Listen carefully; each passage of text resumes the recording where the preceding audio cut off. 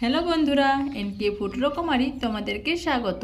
চলে এসেছি আবারও তোমাদের সঙ্গে শিমের রেসিপি নিয়ে। চলো আজকে বানাবো শিম ভাজি। শিম ভাজি কীভাবে বানাচ্ছি সেটাই তোমাদেরকে দেখাবো। নিয়ে নিয়েছি এখানে আমি শিম।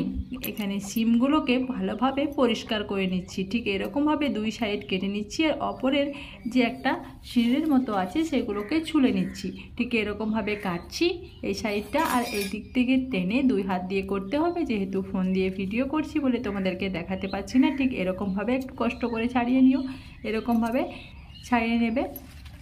এই দেখো আমার সবগুলো ছাড়িয়ে নেওয়া হয়ে গেছে, আর এই যে এই খোসাগুলো বেরিয়েছে এগুলো আমি এবার ফেলে দেব। চলো, শিমগুলোকে সব রেডি করে নিয়েছি। এবার তোমাদেরকে আমি দেখিয়ে দিচ্ছি শিম বেছে নেওয়া। এই শিম বেছে নেওয়া, এই যে শিমগুলো আমি গোটা গোটা ভাজি করব, তার জন্য গোটা শিম নিয়েছি। গোটা শিমটা কীভাবে আমি দেখে নেব, ঠিক এরকমভাবে রোদে অপর দিকে দেখলে পরে বুঝতে পারা যাবে যে শিমের ভিতরে কিন্তু কোনো রকমের পোকা নেই, শিমগুলো খুব পরিষ্কার। আর যদি এরকম নিচের দিকে দেখা হয় তাহলে কিন্তু এটা বুঝতে পারা যাবে না, আর ওপর দিকে এরকম রোদে দেখে নিলে বুঝতে পারা যাবে শিমগুলো পরিষ্কার। এরকমভাবে সব শিমগুলোকে আমি দেখে নিয়েছি, সব শিমই পরিষ্কার। এবার শিমগুলোকে আমি একটু ভাপ দিয়ে নেব। তার জন্য একটা পতিলায় শিমগুলোকে নিয়ে নিলাম, আর তার মধ্যে অল্প সামান্য পানি দিয়ে দিলাম। পানি দিয়ে দিচ্ছি লবণ স্বাদ মতো, দিয়ে দিচ্ছি লঙ্কার গুঁড়ো, এখানে দিয়ে দেব পরিমাণ মতো হলুদের গুঁড়ো। এই যে দিয়ে দিলাম। এবার শেষ পর্যায়ে এখানে দিয়ে দিচ্ছি মশলার গুঁড়ো। এটা সব কিছু দিয়ে ভালোভাবে সেদ্ধ করে নেব। এখানে পানিটা আমার একটু বেশি হয়ে গেছে, তোমরা একটু অল্প পানি দিও। এরকম পানি দিয়ে আমি আজকে চুলায় শিম ভাজি করব। চুলায় শিম ভাজি করার জন্য চুলায় আমি পতিলাটাকে বসিয়ে একটা ঢাকনা চাপিয়ে দিয়েছি।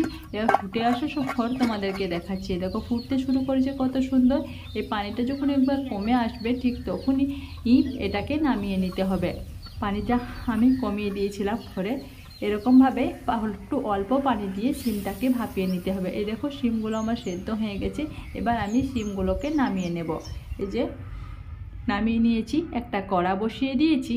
এবার কড়াটা একটু গরম হয়ে আসলে তার মধ্যে দিয়ে দিচ্ছি পরিমাণ মতো সরিষার তেল। তেলটা একটু গরম হয়ে আসলে তার মধ্যে দিয়ে দিচ্ছি একটা শুকনো লঙ্কা ভেঙে ফোড়নের মতো। শুকনো লঙ্কা ভেঙে এখানে তোমরা 5 ফোড়নও দিতে পারো, আমি কিন্তু আজকে 5 ফোড়ন ব্যবহার করিনি। শুকনো লঙ্কাটা একটু ভাজা ভাজা হয়ে আসলে শিমগুলোকে তেলের মধ্যে দিয়ে নাড়াচাড়া করে নিতে হবে। তেলের মধ্যে শিমগুলোকে দিয়ে নাড়াচাড়া করে নিয়ে অল্প সামান্য ছড়িয়ে দিতে হবে চিনি। এখানে অল্প সামান্য মিষ্টি ছড়িয়ে দিয়ে আবারও কিছুক্ষণ নাড়াচাড়া করে এর শিমের মধ্যে সমস্ত চিনিগুলো মেখে যাবে যখন, আর সব মশলা যেহেতু দেওয়া আছে।